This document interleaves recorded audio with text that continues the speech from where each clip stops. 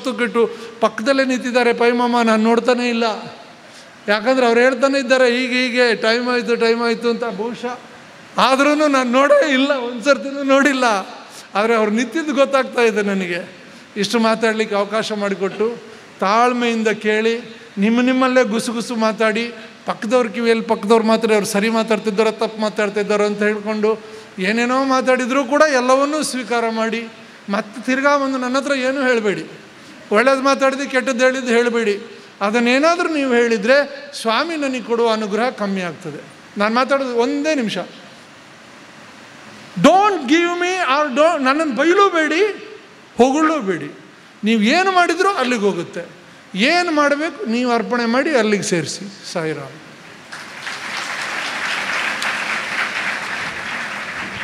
Thank you very much for enlightening us in several aspects of Sai way of living. ನಾವು ನಮ್ಮ all India vice president ಒಮ್ಮೆ ಹೇಳಿದರು, ಪುಟ್ಟಪರ್ತಿಯಲ್ಲಿ Maharashtra ಸ್ಟೇಟಿದು program ಎಲ್ಲ ಆದ ನಂತರ ಬಹಳ ಚೆನ್ನಾಗಿದೆ. ಮೊನ್ನೆ ಮಂಗಳೂರು ಬಂದಾಗ ಅವ್ರು ಹೇಳ್ತಾಯಿದ್ರು, ನಿಮಿಷ್ ಪಾಂಡೆ ಅವರು ಆದ ಕೂಡಲೇ ಅವರ ಸ್ಪೀಚ್ ಆದ ಕೂಡಲೇ ಸ್ವಾಮಿಯ ಪಾದಸ್ಪರ್ಶ ಮಾಡಲಿಕ್ಕೆ, ಪಾದ ನಮಸ್ಕಾರ ತಗೊಳ್ಳಿಕ್ಕೆ ಹತ್ತಿರ ಹೋಗುವಾಗ ಸ್ವಾಮಿ ಭಾಳ ಪ್ರೀತಿ ಮಾಡುವಾಗ ಎಲ್ಲರೂ ಸ್ವಾಮಿ ಭಾರಿ ಪ್ರೇಸ್ ಮಾಡಿದರು ಅಂತ ಹೇಳಿಕೊಂಡು ಸ್ವಾಮಿ ಅವ್ರ ಹತ್ರ ಹೇಳ್ತಿದ್ದಂತೆ, ಬಡ ಬಾತ್ ಕರ್ತಾ ಹೈ, ಪ್ರಾಕ್ಟೀಸ್ ನೈ ಕರ್ತಾ ಹೈ ಅಂತ ಹೇಳಿಕೊಂಡು. ಹಾಗೆ ಸ್ವಾಮಿ ಅವರಿಗೆ ಹೇಳೋದು, ನಾವೆನಿಸೋದೇನು ಸ್ವಾಮಿ ಅವರಿಗೆ ಭಾರಿ ಒಳ್ಳೆಯದಾಗಿದೆ ಅಂತ ಹೇಳಿದರು ಕಾರ್ಯಕ್ರಮ ಅಂತ ನಾವೆನಿಸೋದು ಎದುರು ಕೂತ್ಕೊಂಡವರು. ಸ್ವಾಮಿ ಅವ್ರ ಹತ್ರ ಹೇಳಿದ್ದು ಬೇರೆ ವಿಷಯ, ಬಡ ಬಾತ್ ಕರ್ತಾ ಹೈ, ಪ್ರಾಕ್ಟೀಸ್ ನೈ ಕರ್ತಾ ಹೈ ಅಂತ ಹೇಳಿಕೊಂಡು. ಹಾಗೆ ಅವರು ಸ್ವಾಮಿ ನಾವು ಯಾರು ಸ್ಪೀಚ್ ಮಾಡಿದ್ರು, ಯಾರು ಹೇಳಿದ್ರು ಪ್ರೇಸ್ ಮಾಡಬಾರ್ದಂತ ಹೇಳಿದರು. ಅವರು ಅದಕ್ಕೋಸ್ಕರ ಹೇಳಿದವರು. Our next speaker, guest speaker is Sri Arvind Balasubramaniam. Arvind Balasubramanian hails from a family that has been devoted to Bhagwan Sri Sathya Sai Baba for nearly half a century. His father was a photographer of Bhagwan in the late 60s and early 70s in Vrindavan, and many of the old black and white photographs we see of Swami have been through his lens. Inspired by his parents, especially his mother, to spend his life with Swami, Arvind joined Sri Sathya Sai Vidyapita in Calicut, Kerala for his primary education. He joined Sri Sathya Sai Higher School, Secondary School in Prashanti Nilayam for high schooling. He followed it with a bachelor's in science with specialization in chemistry from Sri Sathya Sai Institute of Higher Learning, for which he secured a gold medal. He continued to complete his master's in science, chemistry, and with a desire to stay with Bhagwan, went on to do his master's in business administration. He was in the institute that he got several opportunities to speak in the divine presence, act in many presentations and plays, and also pursue photography, which he picked up from his father.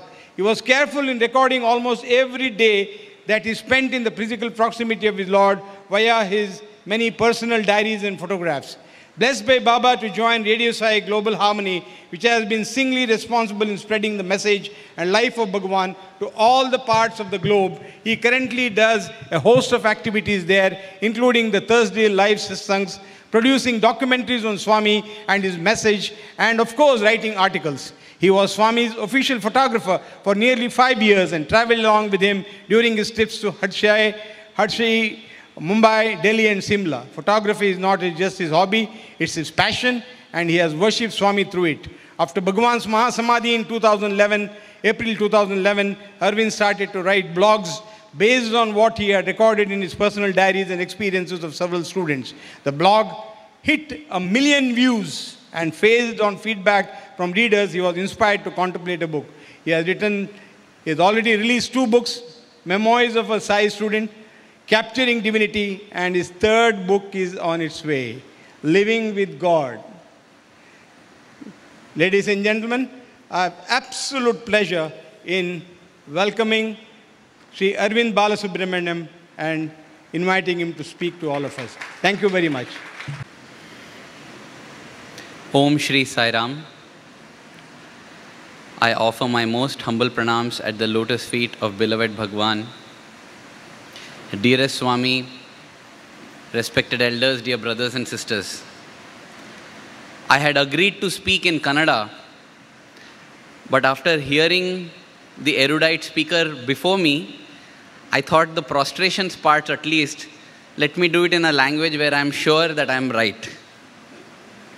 Having done that, I pray to Swami for strength and shift over to Kannada. Please indulge me. This is only the second time I am speaking in Kannada, and I shall do what I always do, which is just open up my heart to all of you. ಇಲ್ಲಿ ನಿಂತ್ಕೊಂಡು ತುಂಬ ಸಂತೋಷ ಆಗುತ್ತೆ, ತುಂಬ ಆನಂದ ಆಗುತ್ತೆ. ಯಾಕಂದರೆ ಎಲ್ಲೇ ಇರಲಿ, ಯಾವಾಗಲೇ ಇರಲಿ, ಎಲ್ಲರೂ ಒಟ್ಟಿಗೆ ಸೇರಿದಾಗ ದೇವ್ರ ಬಗ್ಗೆ ವಿಚಾರ ಮಾಡೋಕ್ಕೆ, ದೇವ್ರ ಗುಣಗಾನ ಕೇಳೋಕ್ಕೆ ಆವಾಗ ಆನಂದ ಬಂದೇ ಬರುತ್ತೆ ಯಾವಾಗಲೂ. ಸ್ವಾಮಿ ಹೇಳಿದ್ದಾರೆ, ಎಲ್ಲಿ ಮದ್ಭಕ್ತ ಯತ್ರ ಗಾಯಂತಿ ತತ್ರ ತಿಷ್ಟಾಮಿ. ಯಾರೋ ಈ ಥರ ಹೇಳಿದಾಗ ಸ್ವಾಮಿ ಹೇಳಿದ್ರು, ತತ್ರ ತಿಷ್ಟಾಮಿ ಅಲ್ಲ, ತತ್ರ ಸ್ಥಾಪಯಾಮಿ, ಸ್ಥಾಪನೆ ಆಗ್ತೀನಿ ನಾನು ಅಲ್ಲಿ ಅಂತ. ಸೊ ಇಲ್ಲಿ ಡೆಫಿನೆಟ್ಲಿ ಸ್ವಾಮಿ ಸ್ಥಾಪನೆ ಆಗಿದ್ದಾರೆ. ಸ್ವಾಮಿ ಸ್ಥಾಪನೆ ಆದಾಗ ಆನಂದ ಅಲ್ಲ ಇನ್ನೇನಿರುತ್ತೆ. ಸೊ ಆ ಆನಂದದಿಂದ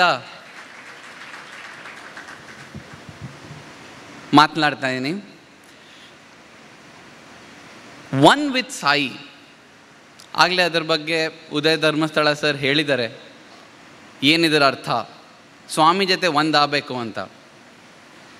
ನಾನು ಇದ್ರ ಬಗ್ಗೆ ಯೋಚನೆ ಮಾಡೋಕ್ಕೆ ಶುರು ಮಾಡಿದ್ದು ಮಹಾಸಮಾಧಿಗಿಂತ ಸ್ವಲ್ಪ 2-3 ತಿಂಗಳು ಮುಂಚೆ. 20ನೇ ತಾರೀಕು ಮಾರ್ಚ್ 2011 ಆ ದಿನ ಒಂದು ವಿಚಿತ್ರ ಘಟನೆ ಆಯಿತು ಪುಟ್ಟಪರ್ತಿಲಿ. ನಾನು ಯಾವಾಗಲೂ ಫೋಟೋಗ್ರಫಿ ಮಾಡ್ತಿದ್ದೆ, ಮುಂದೆ ಕೂತ್ಕೋತಿದ್ದೆ. ಆ್ಯಂಡ್ ದಿನ ನಾನು ನೋಡ್ತಿದ್ದಿದ್ದು ಏನಂದರೆ, ಸಮಸ್ತ ಲೋಕ ಸುಖಿನೋ ಭವಂತು ಅಂತ ಲೋಕಕ್ಷೇಮಕ್ಕೆ ಪ್ರಾರ್ಥನೆ ಮಾಡಾದ್ಮೇಲೆ ಸ್ವಾಮಿ ಅವ್ರು 2 ಕೈನೂ ಎತ್ತಿ ಅಭಯಸ್ಥ ಕೊಡ್ತಾರೆ. ನನ್ನ ಆಸೆ ಏನಂದರೆ, ಸ್ವಾಮಿ ಅಭಯಸ್ಥ ಕೊಡ್ತಿರೋ ಫೋಟೋ ತೆಗೆಯೋಣ ಅಂತ. ಸ್ವಾಮಿ ಹಿಂಗೆ ಜೆಂಟ್ಸಿಂದ ಲೇಡಿ ಸೈಡಿಗೆ ಕೊಡ್ತಾರೆ. ನಾನೆಲ್ಲೋ ಕೂತಿರ್ತೀನಿ, ನನ್ನ ಕಡೆ ಬಂದಾಗ ಎದ್ದು ತೆಗಿಬೇಕು. ಸ್ವಾಮಿ ಕ್ಯಾಮ್ರಾ ನೋಡ್ತಿರ್ಬೇಕು, ಅಭಯಸ್ಥ ಮಾಡ್ತಿರ್ಬೇಕು, ಆವಾಗ ಒಳ್ಳೆ ಫೋಟೋ ಸಿಗತ್ತೆ. ಎಷ್ಟೋ ಒಂದ್ಸಲಿ ಟ್ರೈ ಮಾಡಿದ್ದೆ, ಅಭಯಸ್ಥ ಇದ್ದಾರೆ, ಸ್ವಾಮಿ ಎಲ್ಲ ನೋಡ್ತಿರ್ತಾರೆ, ಸ್ವಾಮಿ ನೋಡ್ತಿದ್ದಾರೆ, ಅಭಯಸ್ಥ ಇರಲ್ಲ. ಅದೊಂಥರ ಕಾಂಬಿನೇಷನ್ ಸಿಗ್ತಿಲ್ಲ ಎಷ್ಟೇ ಟ್ರೈ ಮಾಡಿದ್ರು. ಸೊ ದಿನ ಟ್ರೈ ಮಾಡ್ತಿದ್ದೆ. ಒಂದೊಂದ್ಸಲಿ ಟ್ರೈ ಮಾಡಿದಾಗ ಸ್ವಾಮಿಗೆ ಗೊತ್ತು ಇವನು ತರಲೆ ಕೂತಿದ್ದಾನೆ ಅಂತ. ಅವರು ಸ್ವಲ್ಪ ತರಲೆ ಮಾಡೋರು. ಸ್ವಾಮಿ ಹಿಂಗೆ ಕೈ ಎತ್ತುತ್ತಾರೆ, ನಾನೇನು ಇಲ್ಲಿದ್ದೀನಿ, ಅಲ್ಲಿ ಬರೋ ಅಷ್ಟರಲ್ಲಿ ಕೈ ಕೆಳಗೆ ಮಾಡ್ತಾರೆ, ಏಯ್ ಅಂತಾರೆ, ಆಮೇಲೆ ಈ ಕಡೆ ಕೊಡ್ತಾರೆ ಅಭಯಸ್ಥ. ಸೊ ಈ ಥರ ಎಲ್ಲ ನಡೀತಿತ್ತು. ಸೊ ತುಂಬ ಆನಂದದಿಂದ ನಾನು ಹೀಗೆ ಮಾಡ್ತಿದ್ದೆ. ಆ ದಿನ ಮಾರ್ಚ್ 20th ಸಮಸ್ತ ಲೋಕ ಸುಖಿನೋ ಭವಂತು ಆಯಿತು.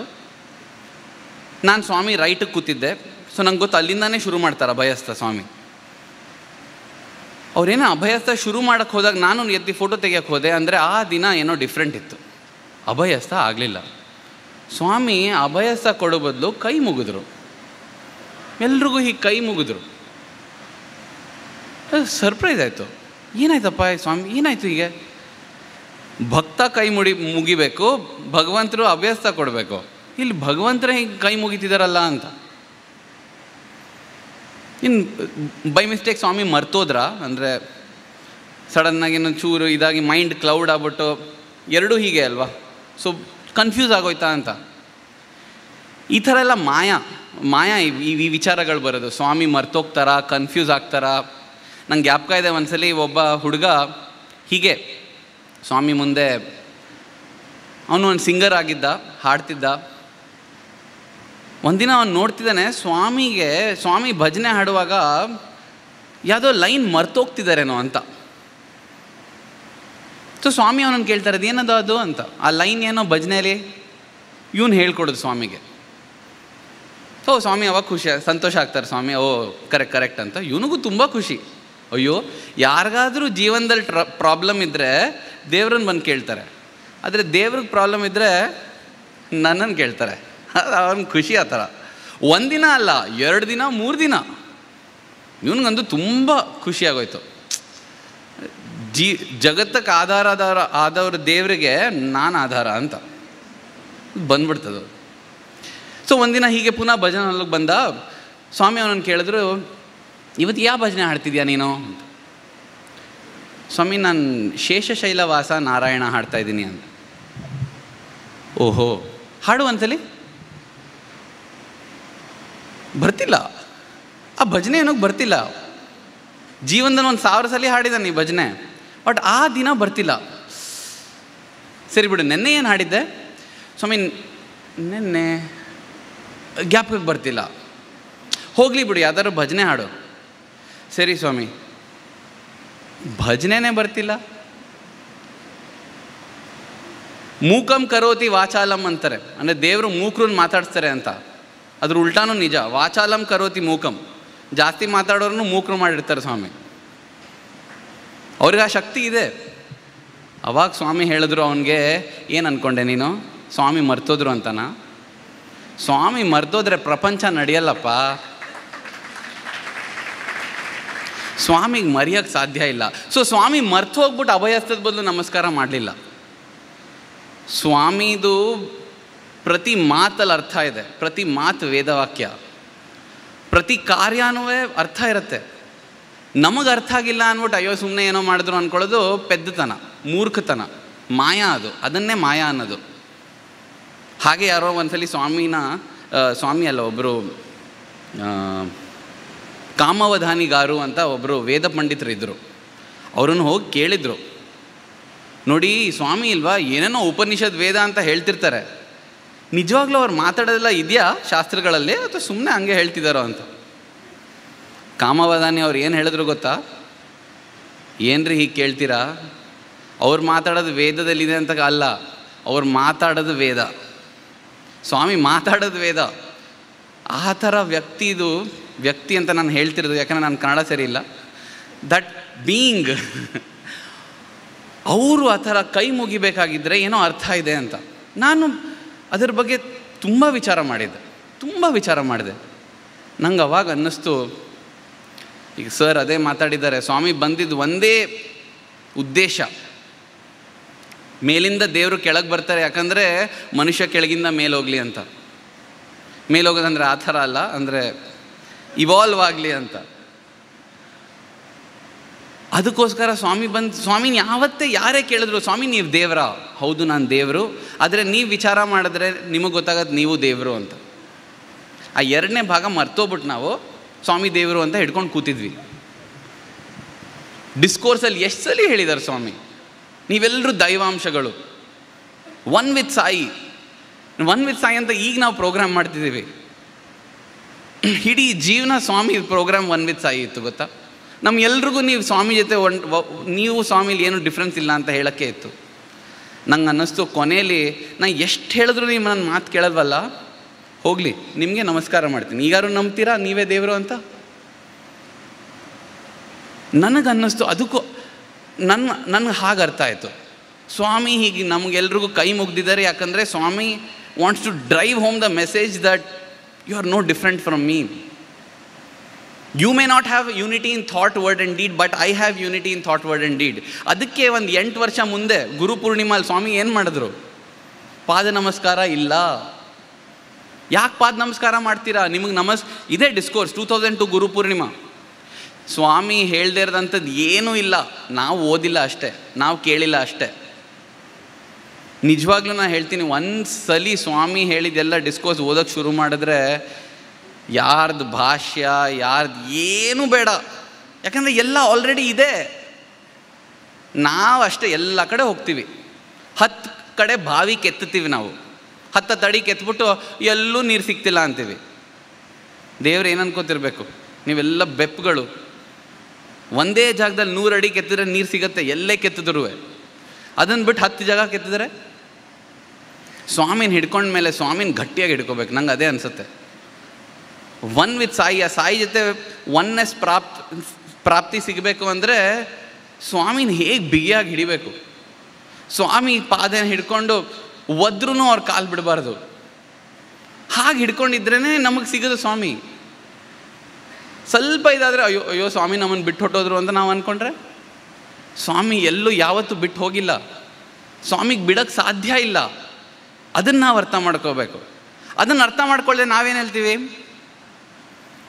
ಅಯ್ಯೋ ಸ್ವಾಮಿ ನಮ್ಮ ಮಾತು ಕೇಳಲ್ಲ, ನಾವು ಎಷ್ಟು ಪ್ರಾರ್ಥನೆ ಮಾಡಿದ್ದೀವಿ, ನಮ್ಗೆ ಇದು ಸಿಗ್ತಿಲ್ಲ, ಆ ಕಷ್ಟಗಳು ಇನ್ನೂ ಇದೆ, ಈ ಕಷ್ಟಗಳು ಪರಿಹಾರ ಆಗಿಲ್ಲ.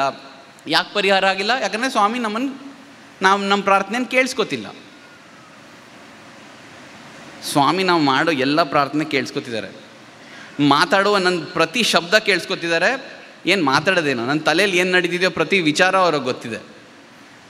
ಆದರೆ ನಮಗೆ ಅನಿಸುತ್ತೆ ಅವ್ರಿಗೆ ಗೊತ್ತಿಲ್ಲ ಅಂತ. ಯಾಕಂದರೆ ನಾವು ಗಮನ ಕೊಡ್ತಿಲ್ಲ. ಸ್ವಾಮಿ ನಮಸ್ಕಾರ ಮಾಡಿದ್ರು ನಮ್ಗೆಲ್ರಿಗೂ, ನಾವು ಗಮನ ಕೊಟ್ಟವಾ ಇಲ್ಲ.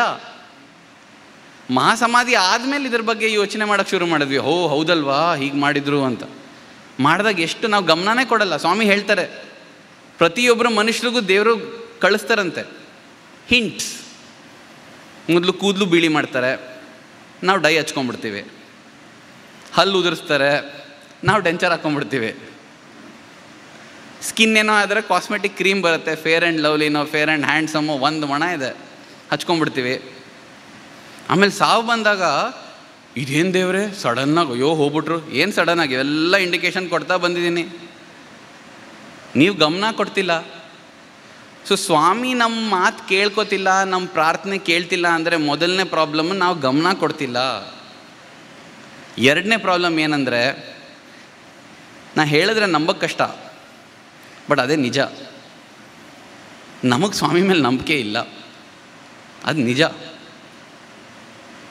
ಸಿಂಪಲ್ ಎಕ್ಸಾಂಪಲ್ ಗೊತ್ತಾ? ಒಂದಿನ ಸ್ವಾಮಿ ತ್ರೈ ಬೃಂದಾವನ ಎಲ್ಲ ಮಕ್ಕಳ ಜೊತೆ ಮಾತಾಡ್ತಾ ಇರ್ತಾರೆ ಸ್ವಾಮಿ. ಸೊ ಒಂದಿನ ಸ್ವಾಮಿ ಹಿಂಗೆ ನಡ್ಕೊಂಬಂದಾಗ ತ್ರೈ ಬೃಂದಾವನದಲ್ಲಿ ಒಂಥರ ಸ್ವಾಮಿ ಸ್ಯಾಡ್ ಆಗಿದ್ರು, ದುಃಖವಾಗಿದ್ದರು. ಆಮೇಲೆ ಏನಾಯ್ತಪ್ಪ ಸ್ವಾಮಿಗೆ ಯಾಕೆ ಇಷ್ಟು ದುಃಖ ಅಂತ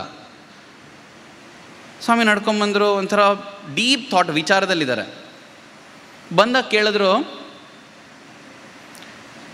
ನಾನು ದೇವರು ಅಂತ ಕರೆಕ್ಟ್ ತಾನೆ, ಐ ಆಮ್ ಗಾಡ್ನು, ನನ್ನ ದೇವರು ನಿಮ್ಗೆ ಅದು ಕರೆಕ್ಟ್ ಅಲ್ವಾ ಅಂತ.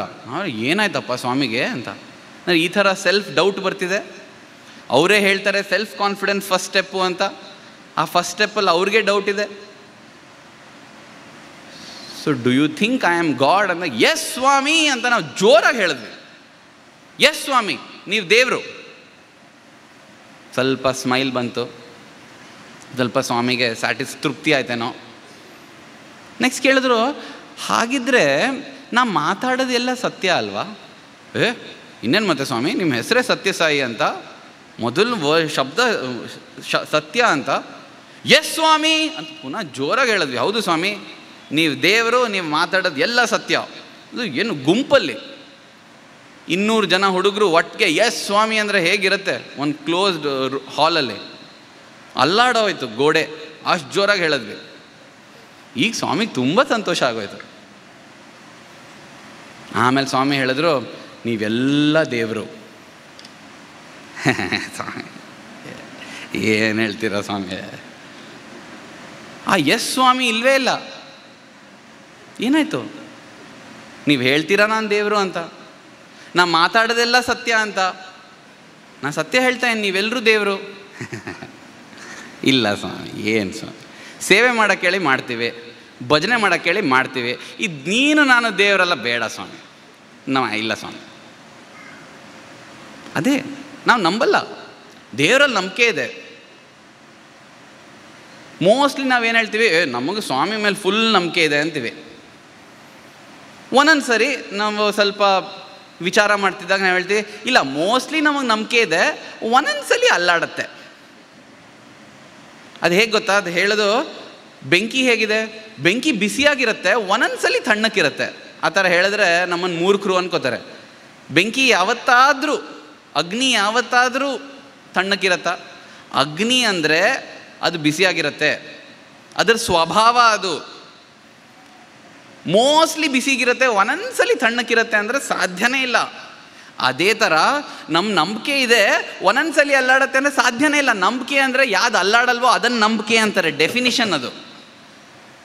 ನಂಬಿಕೆ ಇದೆ, ಒಂದೊಂದ್ಸರಿ ಅಲ್ಲಾಡತ್ತೆ ಅಂದರೆ ಇಲ್ಲ, ನಮಗೆ ನಂಬಿಕೆ ಇಲ್ಲ. ನಮ್ಗೆ ಯಾವಾಗ ಕನ್ವೀನಿಯೆಂಟೋ ಅವಾಗ ಒಪ್ಕೋತೀವಿ ಸ್ವಾಮಿದು ಹೇಳಿದ್ದು. ನಮ್ಗೆ ಯಾವಾಗ ಕಷ್ಟ ಆಗುತ್ತೋ ಬಿಟ್ಬಿಡ್ತೀವಿ. ಉದಾಹರಣೆಗೆ ಈಗ ರೀಸೆಂಟಾಗಿ ನೀವು ಕೇಳಿದಿರೋ ಇಲ್ವೋ ಗೊತ್ತಿಲ್ಲ, ನೀವು ಕೇಳಿದರೆ ತುಂಬ ಒಳ್ಳೆಯದು. ಕೇಳಿದರೆ ನಾನು ತುಂಬ ಕೇಳ್ಬಿಟ್ಟು ತುಂಬ ಜನಕ್ಕೆ ಇದರಿಂದ ತುಂಬ ತಾಪತ್ರೆ ಆಗಿದೆ, ಅದಕ್ಕೆ ನಾನು ಹೇಳ್ತಿರೋದು. ಸ್ವಾಮಿ ಮಹಾಸಮಾಧಿ ಆದಮೇಲೆ ಇಲ್ಲಿ ಅಲ್ಲಿ ಎಷ್ಟೊಂದು ಚಿಕ್ಕ ಪುಟ್ಟ ಸ್ವಾಮಿಗಳು ಹುಟ್ಟಿದ್ದಾರೆ. ಅವ್ರ ಜೋಬಿಂದ ಉಂಗುರ ಕೊಡ್ತಾರಂತೆ, ಅಲ್ಲಿಂದ ಇದು ಕೊಡ್ತಾರಂತೆ, ನಿಮ್ಮ ಅಪ್ಪನ ಜೊತೆ 10 ವರ್ಷದ ಹಿಂದೆ ಏನು ಮಾತಾಡಿದ್ರು ಅದು ಹೇಳ್ತಾರಂತೆ. ಸ್ವಾಮಿ ಅವರಲ್ಲಿಂದ ಮಾತಾಡ್ತಾರಂತೆ. ಬಂದು ನನ್ನನ್ನು ಕೇಳ್ತಾರೆ, ಏನು ಅನ್ಕೋತೀಯ, ನಿನ್ಗೇನು ಅನ್ಸುತ್ತೆ, ಇದು ನಿಜಾನಾ ಅಂತ. ಅರೆ ನನಗೇನು ಅನ್ಸತ್ತೆ, ನಿನ್ಗೇನಕ್ಕಪ್ಪ ಅದು, ನಿಂಗೇನು ಅನ್ಸುತ್ತೆ? ಗೊತ್ತಿಲ್ಲ, ಎಷ್ಟೊಂದು ದೊಡ್ಡ ದೊಡ್ಡ ಭಕ್ತರೆಲ್ಲ ಅಲ್ಲಿ ಹೋಗ್ತಿದ್ದಾರೆ. ಹೋಗಲಿ. ಸ್ವಾಮಿ 1 ಸಲ ಅಲ್ಲ, 2 ಸಲ ಅಲ್ಲ, 10 ಸಲ ಅಲ್ಲ, 20 ಸಲ ಅಲ್ಲ, 100 ಸಲ ಎಷ್ಟು ಗಟ್ಟಿಯಾಗಿ ಮಾತಾಡಿ ಹೇಳಿದ್ದಾರೆ. ನಾನು ಯಾರದೇ ಜೊತೆ ಮಾತಾಡಬೇಕಾಗಿದ್ರೆ ಡೈರೆಕ್ಟಾಗಿ ಮಾತಾಡ್ತೀನಿ. ಹೃದಯದಿಂದ ಹೃದಯ ಸಂಬಂಧ ಇದೆ. ನನಗೆ ಯಾರು 3ನೇ ವ್ಯಕ್ತಿ ಅವಶ್ಯಕತೆ ಇಲ್ಲ. ಆ ಥರ ಯಾರನ್ನಾರು 3ನೇ ವ್ಯಕ್ತಿ ಬಂದರೆ ಅವನು ಪಿಶಾಚಿ, ಅವನು ರಾಕ್ಷಸ, ಬಿಸಾಕಿ ಅವನ ಆಚೆ ಅಂತ. ಅದನ್ನು ಕೇಳಿದ್ಮೇಲೆ ನನ್ನನ್ನು ಕೇಳಬೇಕೆ ಇದು ನಿಜಾನೋ ಇಲ್ವೋ ಅಂತ? ಸ್ವಾಮಿ 100 ಸಲ ಹೇಳಿದ್ದು ಅವ್ರ ಮಾತು ಮೇಲೆ ವಿಶ್ವಾಸ ಇಲ್ಲದ್ರೆ ನಾನು ಹೇಳಿ ಏನು ಪ್ರಯೋಜನ? ಇದೇ ನಾ ಹೇಳ್ತಿರೋದು. ಈ ಥರ ಡೌಟ್ಗಳು ನಮಗೆ ಬರುತ್ತೆ. ಸ್ವಾಮಿ ಹೇಳಿದ್ದಾರೆ, ಅವ್ರ ವಾಯ್ಸ್ ಇದೆ, ಕ್ಲಿಯರಾಗಿ ಆಡಿಯೋ ರೆಕಾರ್ಡ್ ಆಗಿರೋದಿದೆ, ವಿಡಿಯೋ ಇದೆ ನೋಡೋಕ್ಕೆ. ಅದಾದಮೇಲೆ ಬಟ್ ಅದೇನೋ ಸರಿಯಪ್ಪ, ಸರಿ ನೋಡಿ ಸ್ವಾಮಿ ಏನೋ ಹೇಳಿದ್ದಾರೆ, ಆದರೆ ನೋಡು ಇಂಥವರೆಲ್ಲ ಅಲ್ಲಿ ಹೋಗ್ತಿದ್ದಾರೆ. ಯಾರಾದರೂ ಹೋಗಲಿ, ಇಡೀ ಜಗತ್ತೇ ಅಲ್ಲಿ ಹೋಗಲಿ, ನಾ ಹೋಗಲ್ಲ, ನನ್ನ ಸ್ವಾಮಿ ಹೇಳಿದ್ದಾರೆ. ಯಾಕಂದ್ರೆ ನಂಗೆ ನನ್ನ ಸ್ವಾಮಿ ಮೇಲೆ ನಂಬಿಕೆ ಇದೆ ಅಲ್ವಾ? ನಂಗೆ ಸ್ವಾಮಿ ಮೇಲೆ ನಂಬಿಕೆ ಹೇಗಿದೆ? ತಂದೆ ತಾಯಿ ಬಂದು ಹೇಳಿದ್ರು ನಾನು ನಂಬಲ್ಲ. ಯಾಕಂದ್ರೆ ನಂಗೆ ಸ್ವಾಮಿ ಮೇಲೆ ನಂಬಿಕೆ ಇದೆ ಅಂತ ನಾನು ಹೇಳ್ತೀನಿ. ನಂಬಿಕೆ ಅಂದರೆ ಅದೇ ತಾನೇ. ನಾವು ಹೇಳ್ತೀವಿ ನಂಬಿಕೆ ಇದೆ ಅಂತ, ಬಟ್ ಜೀವನದಲ್ಲಿ ನಾವು ಈ ಥರ ನೋಡ್ಕೊಂಡು ಹೋದರೆ ಎಷ್ಟೋ ಅಂತಲ್ಲಿ ನಂಬಿಕೆ ಇಲ್ಲ. ಅದಕ್ಕೆ ನಮ್ಗೆ ಅನ್ಸುತ್ತೆ ಸ್ವಾಮಿ ನಮ್ಮ ಮಾತು ಕೇಳ್ತಿಲ್ಲ. ಅದಕ್ಕೆ ನಾವು ಒನ್ ವಿತ್ ಸಾಯಿ ಆಗೋಕ್ಕೆ ಕಷ್ಟ. ಯಾಕಂದರೆ ಮೊದಲನೇದು ನಾವು ಗಮನಿಸಲ್ಲ, ಎರಡನೇದು ನಮಗೆ ನಂಬಿಕೆ ಇಲ್ಲ.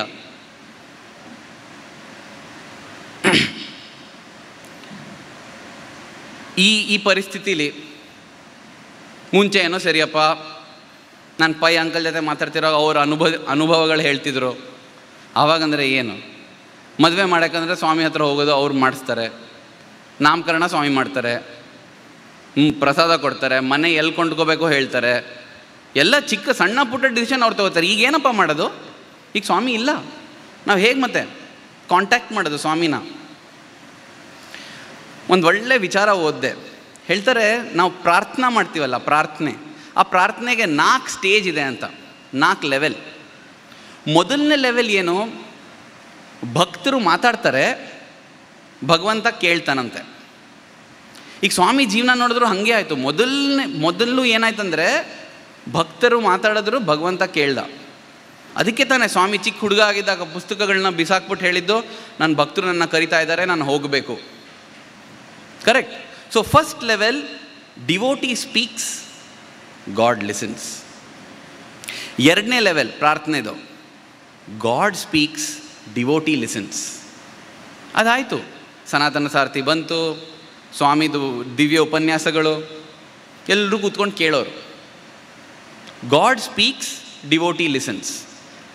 ಅದಾದಮೇಲೆ ಮೂರನೇ ಲೆವೆಲ್ ಏನು? ಭಕ್ತರು ಭಗವಂತರು ಇಬ್ಬರೂ ಮಾತಾಡ್ತಾರೆ, ಸಂಭಾಷಣೆ ಅದು. God both speak, both of them listen. ಅದು ಆಯಿತು. ಇಂಟರ್ವ್ಯೂಸ್, ಇಬ್ಬರೂ ಮಾತಾಡೋದು. ಇಂಟರ್ವ್ಯೂಗಿಂತ ಸ್ವಾಮಿ ಜೀವನದಲ್ಲಿ ಕೊನೆ 10 ವರ್ಷ ನೋಡಿದ್ರೆ, ಕಡೆ 10 ವರ್ಷ ನೋಡಿದ್ರೆ, ಆ 10 ವರ್ಷದಲ್ಲಿ ಎಷ್ಟು ಪ್ರೋಗ್ರಾಮ್ಗಳಾಯ್ತು ಗೊತ್ತಾ ಪ್ರಶಾಂತಿ ನಿಲಯಮಲ್ಲಿ? ಈಗಲೂ ಪ್ರಶಾಂತಿ ನಿಲಯಮಲ್ಲಿ ಆಗೋ ಪ್ರೋಗ್ರಾಮ್ಗಳೆಲ್ಲ ಅದ್ರದ್ದು ಕಂಟಿನ್ಯೂಷನ್ನು. ಇಡೀ ಭಾರತದಿಂದ, ಇಡೀ ಆಂಧ್ರ ಸ್ಟೇಟಿಂದ, ಇಡೀ ವರ್ಲ್ಡಿಂದ, ಬೇರೆ ಬೇರೆ ದೇಶದಿಂದ ಎಲ್ಲರೂ ಬಂದು ಪ್ರೋಗ್ರಾಮ್ ಮಾಡೋರು. ಆ ಪ್ರೋಗ್ರಾಮ್ ಆದಮೇಲೆ ಎಲ್ಲರ ಜೊತೆ ಸ್ವಾಮಿ ಮಾತಾಡ್ತಾರೆ. ನಂಗೆ ಅನಿಸುತ್ತೆ ಸ್ವಾಮಿ ಕಡೆ 10 ವರ್ಷದಲ್ಲಿ ಎಷ್ಟು ಜನ ಜೊತೆ ಮಾತಾಡಿದ್ರೋ, ಹಿಂದಿನ 70 ವರ್ಷದಲ್ಲಿ ಅಷ್ಟು ಜನ ಜೊತೆ ಮಾತಾಡಿಲ್ಲ. ಅಷ್ಟು ಜನ ಜೊತೆ ಮಾತಾಡೋದು. ಅದು ಯಾಕಂದರೆ ಅದು ಮೂರನೇ ಲೆವೆಲ್ ಪ್ರಾರ್ಥನೆದು. ಭಗವಂತ ಮಾತಾಡ್ತಾನೆ, ಭಕ್ತರು ಮಾತಾಡ್ತಾರೆ, ಇಬ್ಬರು ಕೇಳ್ಕೊತಾರೆ ಏನು ಮಾತಾಡ್ತೀರಾ ಅಂತ. ಅದಾದಮೇಲೆ ಬರುತ್ತಲ್ಲ 4ನೇ stage, final stage. Both god and devotee don't speak, but both listen. ಇಬ್ಬರು ಮಾತಾಡಲ್ಲ, ಭಕ್ತನೂ ಮಾತಾಡಲ್ಲ, ಭಗವಂತನೂ ಮಾತಾಡಲ್ಲ, ಆದರೂ ಇಬ್ಬರು ಕೇಳ್ತಾರೆ ಏನು ಮಾತಾಡ್ತೀರಿ ಅಂತ. ಯಾಕಂದರೆ ಮಾತಿನ ಅವಶ್ಯಕತೆನೇ ಇಲ್ಲ. ನಮ್ಮ ನಿಧಾನಕ್ಕೆ ನಮಗೆ ಗೊತ್ತಿಲ್ಲದೆ ಸ್ವಾಮಿ ಏರಿಸ್ಕೊಂಡು ಬಂದಿದ್ದಾರೆ ಲೆವೆಲಲ್ಲಿ. ಈ ಕೊನೆಯ ಲೆವೆಲ್ ಬಿಟ್ಬಿಡ್ಬಾರ್ದು. ನಾವು ರೆಡಿಯಾಗಿರ್ಬೇಕು. ಹೌದು ಸ್ವಾಮಿ ಮಾತಾಡ್ತೀವಿ, ಮಾತಿನ ಅವಶ್ಯಕತೆ ಇಲ್ಲ. ಮಾತಿಲ್ಲದೇ ನಾವು ನಿಮ್ಮ ಜೊತೆ ಕಮ್ಯುನಿಕೇಟ್ ಮಾಡ್ಬೋದು ಸ್ವಾಮಿ. ಯಾಕಂದರೆ ನಮಗೆ ಕೇಳುತ್ತೆ ನೀವು ಹೇಳ್ತಿರೋದು. ಸ್ವಾಮಿ ಹೇಳ್ತಾರೆ, if you don't understand my silence, where will you understand my words? ನನ್ನ ಸೈಲೆನ್ಸ್ ನಿಮಗೆ ಅರ್ಥ ಆಗದರೆ ನನ್ನ ಮಾತು ನಿಮಗೆಲ್ಲ ಅರ್ಥ ಆಗತ್ತೆ ಅಂತ ಸ್ವಾಮಿ ಕೇಳ್ತಾರೆ. ಈಗ ಆಪರ್ಚುನಿಟಿ ಸಿಕ್ಕಿದೆ. ಸ್ವಾಮಿದು ಡಿಸ್ಕೋರ್ಸ್ ನಮಗೆ ಅರ್ಥ ಆಗಬೇಕು ಅಂದರೆ ಈಗಿರೋ ಆ ಸೈಲೆನ್ಸ್ ನಮ್ಗೆ ಅರ್ಥ ಮಾಡ್ಕೋಬೇಕು ನಾವು. ಆವಾಗಲೇ ನಾವು ಇದು ಮಾಡ್ಬೋದು. ಯಾಕಂದರೆ ನಾನು ಹೇಳ್ತೀನಿ, ಪರ್ಸ್ನಲ್ ಎಕ್ಸ್ಪೀರಿಯನ್ಸ್, ನಾನು ಕಣ್ಣಾರೆ ನೋಡಿದ್ದೀನಿ ಇದನ್ನು. ಮಹಾಸಮಾಧಿ ಆದಮೇಲೆ ಆಗಿರೋ ಈಗ ಒಂದು ಅನುಭವ ಹೇಳ್ತೀನಿ. ಸ್ವಾಮಿ ಮಾತು ಕೇಳಲ್ಲ ಅನ್ನೋದು ನಿಜವೇ ಅಲ್ಲ. ಮಾತು ಬೇಕಾಗಿಲ್ಲ, ಹೃದಯದಿಂದ ಒಂದ್ಸಲಿ ಒಂದು ಪ್ರಾರ್ಥನೆ ಬಂದರೆ ಸಾಕು ನಮ್ಮ ಸ್ವಾಮಿಗೆ. ಇದಾಗಿತ್ತು January 20th, 2013. ಅಂದರೆ ಸ್ವಾಮಿ ಮಹಾಸಮಾಧಿಯಾಗಿ 2 ವರ್ಷ ಆದಮೇಲೆ. ಆ ಟೈಮಲ್ಲಿ ಪ್ರಶಾಂತಿ ನಿಲಯಮಲ್ಲಿ ಪ್ರಶಾಂತಿ ಸೇವೆಗೆ ಬಂದಿದ್ದು ಕೇರಳದಿಂದ. ಸೊ ಕೇರಳದಿಂದ ಬಂದಿದ್ದಾಗ ಒಂದು ಹೆಂಗಸು, ಅವಳ ಹೆಸರು ಮೀನಾಕ್ಷಿ ಅಂತ, 30-32 ವರ್ಷದ ಹೆಂಗಸು. ಅವ್ರಿಗೆ ಪ್ರಶಾಂತಿ ನಿಲಯಂವರೆಗೂ ಬರೋಕ್ಕೆ ದುಡ್ಡಿಲ್ಲ, ಆದರೆ ಸೇವೆ ಮಾಡಬೇಕು ಅಂತ ಉತ್ಸಾಹ ಇದೆ, ಸ್ವಾಮಿಗೋಸ್ಕರ ಏನಾದರೂ ಮಾಡಬೇಕು ಅಂತ. ಸೊ ಆ ಕೇರಳ ಸ್ಟೇಟಿಂದ ಒಂದಷ್ಟು ಜನ ಯಾರೋ ಅವ್ರ ಟಿಕೆಟ್ ಕೊಂಡ್ಕೊಂಡು ಅವ್ರನ್ನ ಕರ್ಕೊಂಡು ಬಂದಿದ್ದಾರೆ. ಈ ಅಮ್ಮನ ಗಂಡ ಇದ್ದಾರಲ್ಲ, ಅವ್ರಿಗೆ ಮೈ ಸರಿ ಇರಲಿಲ್ಲ ಕೇರಳಲ್ಲಿ, ಆದ್ರೂ ಪರವಾಗಿಲ್ಲ ನೀ ಹೋಗಿ ಬಾಮ್ಮ ಅಂತ ಕಳಿಸ್ಕೊಟ್ಟಿದ್ದಾರೆ. ಇಲ್ಲಿ ಬಂದು ಸೌತ್ ಇಂಡಿಯನ್ ಕ್ಯಾಂಟೀನಲ್ಲಿ